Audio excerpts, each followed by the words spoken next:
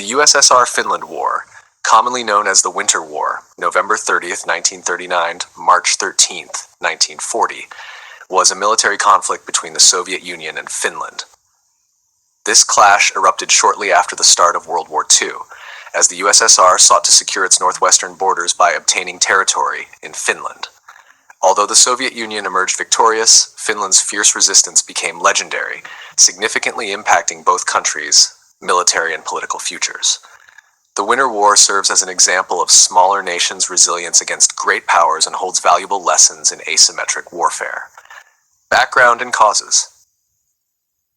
The Winter War began in the context of the turbulent European political landscape of the late 1930s. Germany's aggression was spreading across Europe, while the USSR under Joseph Stalin was consolidating power and territory. The Soviet Union's interest in Finland stemmed from strategic concerns. Specifically, the Soviet leadership feared that Finland could serve as a pathway for a German invasion or for a Western alliance to threaten Leningrad, present-day St. Petersburg, a city only about 30 kilometers from the Finnish border. Stalin's desire to create a buffer zone around the Soviet Union's borders motivated him to seek control over Finnish territories, particularly the Karelian Isthmus, which was close to Leningrad. To this end, the USSR demanded that Finland cede parts of its southeastern territories, particularly the Karelian Isthmus, and allow the establishment of Soviet military bases on Finnish soil. Finland, a democratic and independent nation since 1917, rejected these demands, citing concerns over sovereignty and the recent memory of the Russian Revolution. The refusal led to a breakdown in diplomacy, and on November 30th, 1939, the Soviet Union launched a full-scale invasion of Finland. Course of the war. The Soviet forces initially expected a quick victory, but they underestimated both the harshness of the Finnish winter and the effectiveness of Finnish defensive tactics. Soviet soldiers, many of whom were poorly equipped and unprepared for Arctic conditions, encountered fierce resistance. The Soviet Union deployed over 500,000 soldiers, a significant tank fleet, and air support against Finland's much smaller army, numbering around 300,000 soldiers. However, Finland's defensive strategy, innovative tactics, and use of natural terrain allowed them to hold their ground despite overwhelming odds. 1. Finnish defensive tactics. Finland adopted a defensive strategy focusing on a fortified line called the Mannerheim Line, which stretched across the Karelian Isthmus.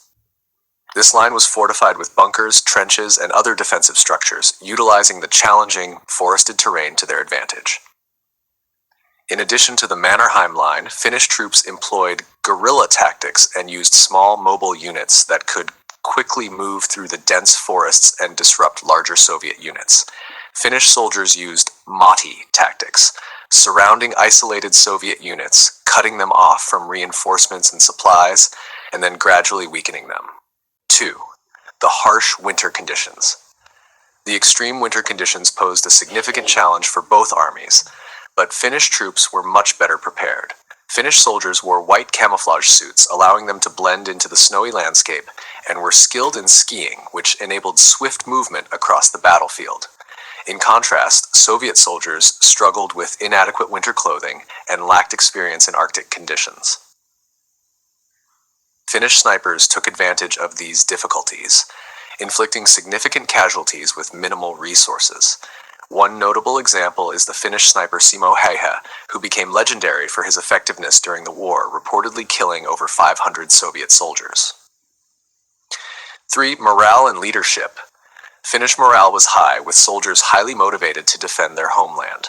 In contrast, Soviet morale suffered due to Stalin's purges of the Red Army's leadership in the late 1930s. Many experienced Soviet officers had been executed or imprisoned, leaving the Red Army under inexperienced leadership. The lack of clear leadership and the harsh conditions led to confusion among Soviet troops, who were often unprepared for the resilience and tactics of the Finnish forces.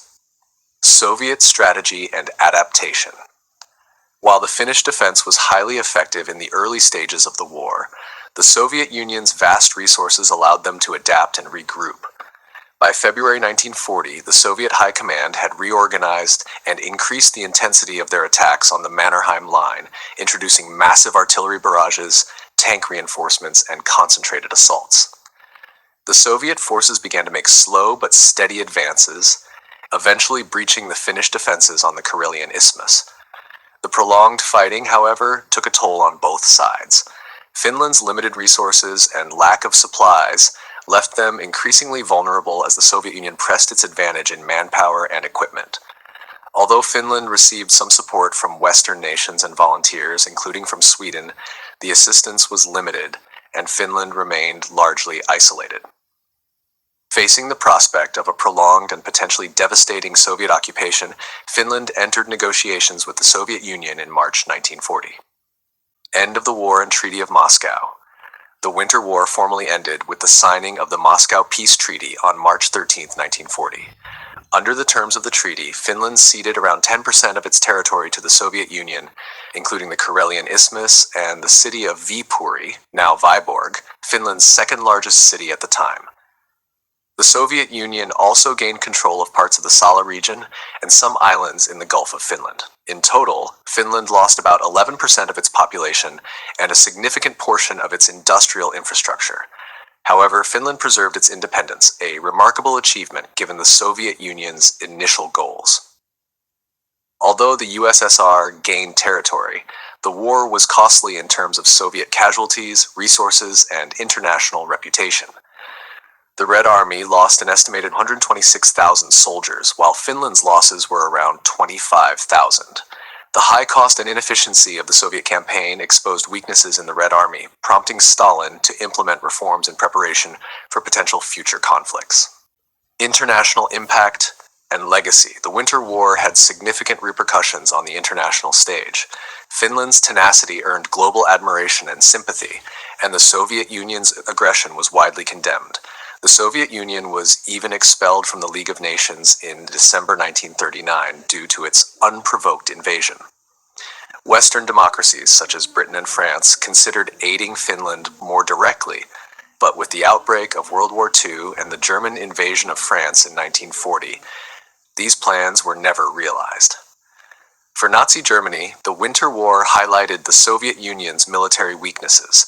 Adolf Hitler took note of the Red Army's initial failures and the limitations of its command structure, which influenced his decision to launch Operation Barbarossa, the invasion of the Soviet Union in 1941. The war also strengthened Finnish-German relations, with Finland later aligning itself with Germany during the Continuation War, 1941 to 1944, to regain lost territories. The Winter War's legacy also deeply influenced Finnish national identity. Finland's determination to fight against overwhelming odds became a source of pride and a key part of its historical narrative. Finnish society rallied around the concept of sisu, a term embodying resilience and perseverance, which came to symbolize the nation's spirit during the war. The experience of the Winter War shaped Finnish defense policy for decades, reinforcing a commitment to maintain a strong military and a policy of neutrality during the Cold War. The USSR-Finland Winter War stands as a dramatic episode in 20th century history, showcasing the resilience of a small nation against a superpower. While the Soviet Union ultimately achieved its territorial objectives, the war exposed vulnerabilities within the Red Army and strained Soviet resources. For Finland, the war was a testament to national resilience, securing independence even in the face of significant territorial losses. The Winter War serves as a case study in asymmetric warfare, illustrating how a smaller, well-prepared force can effectively counter a larger adversary. The conflict left a lasting impact on both Finnish and Soviet societies and influenced subsequent events in World War II and the broader geopolitical landscape of Europe.